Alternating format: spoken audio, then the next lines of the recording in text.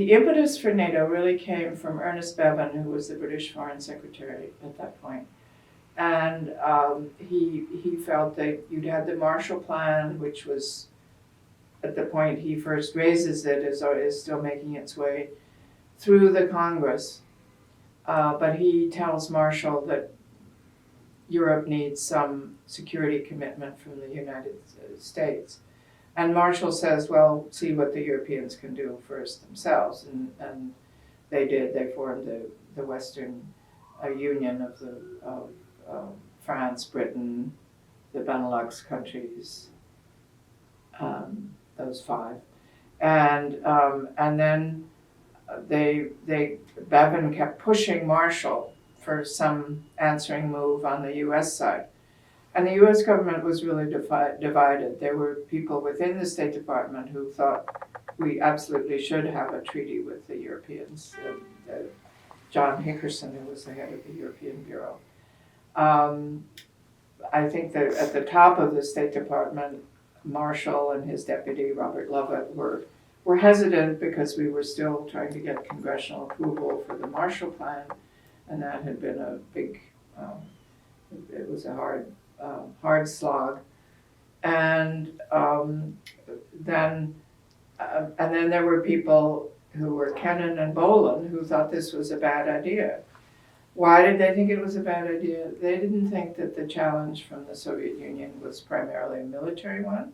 They thought it was a political one, and that you needed political action programs to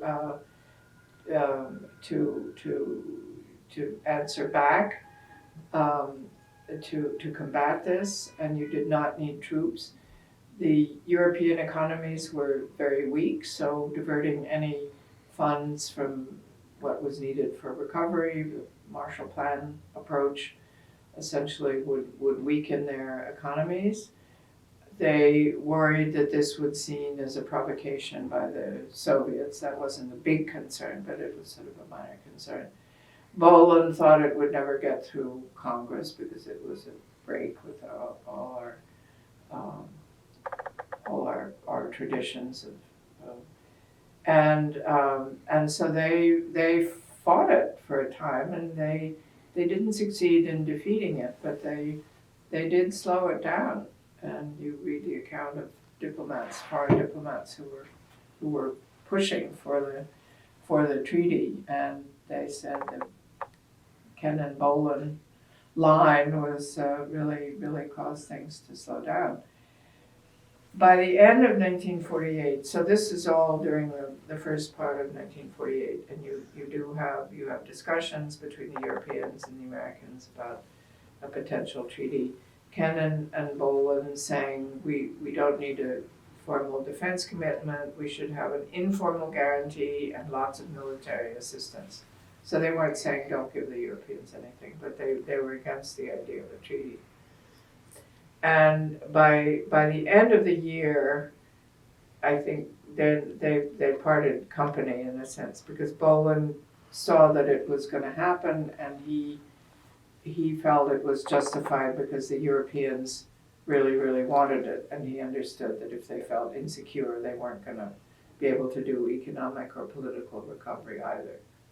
So he came around and was a supporter. But Kennan never really did come around. And one of his worries, which was not shared by Bohlen, was that if you had a defensive alliance, it would divide the continent. And he always had this dream, this was part of his hopes, that there could be some kind of a grand bargain, that you could have talks that would reunify Europe, and that would lead to the withdrawal of American and Soviet troops, and all troops from Germany in particular.